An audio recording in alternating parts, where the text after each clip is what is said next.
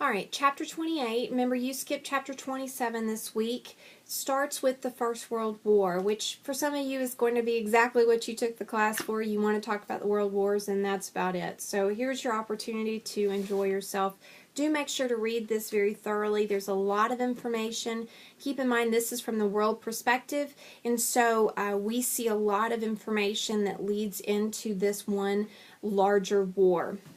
As we start off, you need to make sure and know the Triple Entente. This is Great Britain, France, and Russia, as they've signed a treaty that creates this alliance. It's very important in that it's going to be who defines what this larger group of people involved in the war is. Now, there's some conversation about how the war began, but I like to identify, much as the book does, that the starting shot of this First World War is the assassination of Archduke Franz Ferdinand.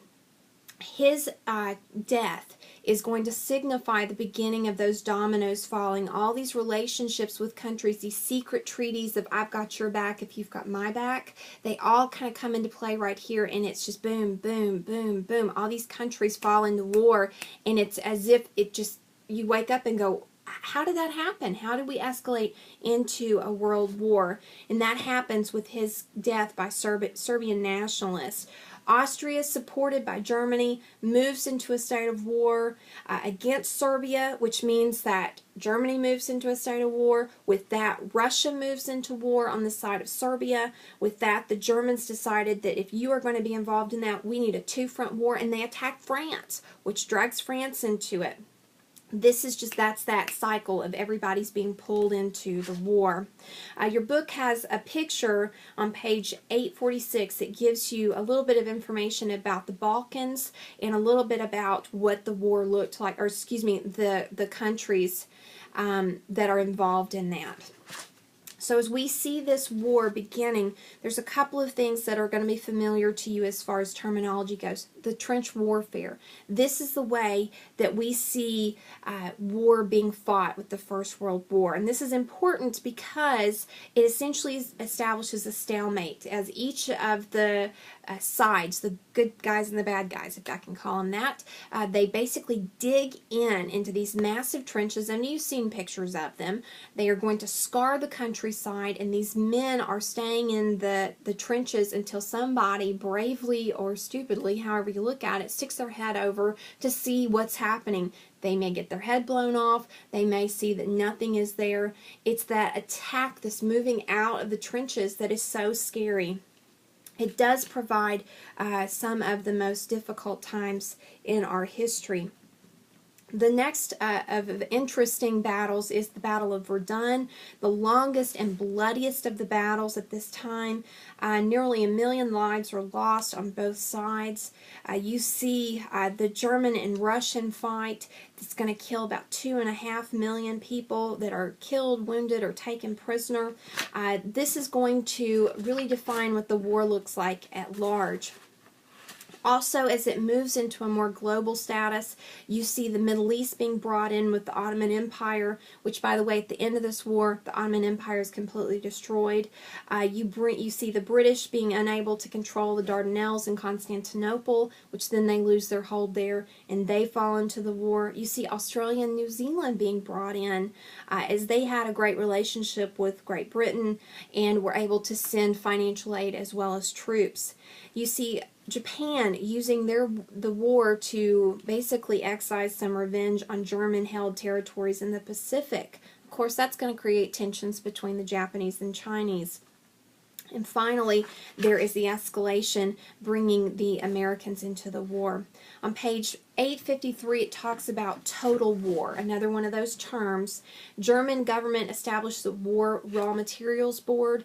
This inventoried everything from oil to manure, ration materials. This was the way that they were going to make sure they were truly in a war effort. In the United States, we passed the Espionage Act as well as the Sedition Act to try and keep groups of concern under surveillance. There's always the fear of we have the enemy among us, and these are two efforts to make sure that that's not happening right under our nose. On the home front, you see this rise of something called nationalism, and this is a feeling of great pride, patriotic fervor that united people against a common enemy. You also see Irish nationalists rising up against the British. You see the French military dealing with a number of different battles within themselves. They're lacking confidence in their leadership, etc. You have the Czech and the Yugoslav populations. They're pressing for their own freedom against the Hungarian Empire. And then you have just the stress of war, that there are going to be a number of countries that are pressing, we just want peace. With that, you move into the Russian Revolution. There's a number of issues over in Russia at this point, not the least of which is Nicholas II. He's a terrible leader. He hated anything that was going to put him in contact with the common people, and so we see a popular movement, even led by women. They're saying, we don't have even bread. You're upsetting us. You're not taking care of us. And so we see troops joining protesters.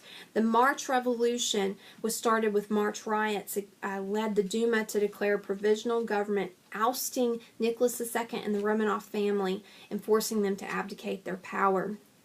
This reformed government, or provisional government, was called the Petrograd Soviet, and you want to know that as well for your test. It's led by Alexander Kerensky. He established legal equality, freedom of religion, speech and assembly, and the rights of unions to organize and strike. Now, I think probably one of the disservices we do to you as a student in junior high and high schools, we jump over sections of material because it's maybe not quite so interesting. We do not go from a royal Russia to a communist Soviet Union. There is a section of time that I'm referring to right here. Do make sure to read about that because it kind of leads up to that opportunity where the communists can take over. That happens when the Russian Marxists split off into two groups with Lenin's Bolsheviks as the majority party. And you want to know Bolsheviks for your test. On the other side of that was Leon Trotsky. He was a supporter of Lenin, who wasn't quite as radical as maybe some of those on the opposite side. In this, we see Lenin establishing a system of war communism, which you need to know for your test, on the home front. And this allowed Bolsheviks to seize grain and introduce rationing, etc. Because there's a war, and now Russia/Soviet Union has pulled out of the war, and they've just got to take care of themselves, and they're dealing with their own internal strife. With this, we see the Tsar's secret police being revived, called the Cheka. Now there's not a Tsar, and so it's being run by the Soviet communist. Let's see, what else I want to talk about with the war. You see a number of consequences of the war, not the least of which is a change in what Europe looks like. When the war is over, the Treaty of Versailles is signed, and in that it's going to set up new boundaries of countries. I always envision these old men crawling around on their hands and knees with a map underneath them the size of a football field and trying to remap everything, and they're looking for rivers or mountain ranges instead of where people of similar cultures are, and which is going to certainly set up for a number of problems. When an armistice ends the war on November 11th, 1918, we see the collapse of the war. The League of Nations is established as a part of this. The United States does not participate in that for issues that we don't have time to go into, as this is a world civilizations course. Do make sure you know the League of Nations as well as the Treaty of Versailles.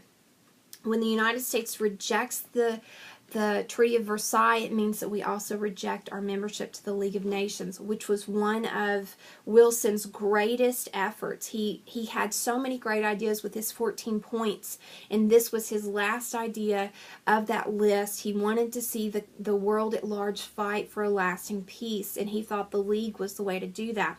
And when we did not sign on to the League of Nations, Great Britain followed suit, and France was left politically isolated. When we continue on, you see that Great Britain is going to have to deal with a number of issues on their own. They're trying to reestablish economic ties with Germany, as there are a number of issues that go into that. You see France has been completely and totally destroyed, really, as a result of the war. And so America steps in with a couple of ideas. You have the Dawes Plan, the Locarno Pact, as well as the Kellogg-Briand Pact. And you'll want to make sure and look into that, as the United States is trying to somehow protect these countries and help them on their path back to sanity and back to solvency. In this, all of these frustrations really are epitomized in Germany, as they are struggling to fully understand their role in this peace process. On page 867, it talks about Mein Kampf, which was Hitler's tome that he wrote as a result of the First World War and the humiliation that he felt the Germans faced because of it. Your book does move then into the cultural impact of this time period. We see a number of great names come to the forefront. Friedrich Nietzsche is known for his philosophical ideas. Rationality, felt that we see rationality being overrated as well as underrated animal instincts. So he pushes for some of those things to drive creativity. Existentialism evolved as philosophy, stresses the meaninglessness of existence. And so what do you do with that? And he basically says moral values are uncertain in this world. And there's, in many cases, religion becomes a casualty as well. There's sections of the world, even in the United States, where religion becomes abstract and unnecessary. And then there's other portions of the United States particularly that latch onto it because there's nothing else that makes sense except for God.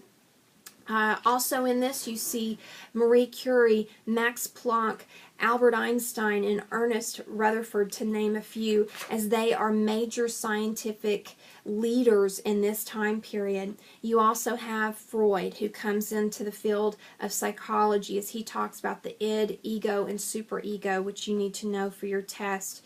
You have James Joyce, known for his literature, as well as Oswald Spengler and T.S. Eliot. These are all consequences of the war and the changing and evolving world that they lived in at this time period. You see modernism coming out in architecture, art, and music, as well as functionalism, a principle in the construction of buildings that led to the idea that these things should serve a purpose, not just how they look. So you go on and you read a little bit more about that, as well as the impact of on entertainment at that period. Make sure you read your chapter thoroughly, and let me know if you've got some questions. Have a great day.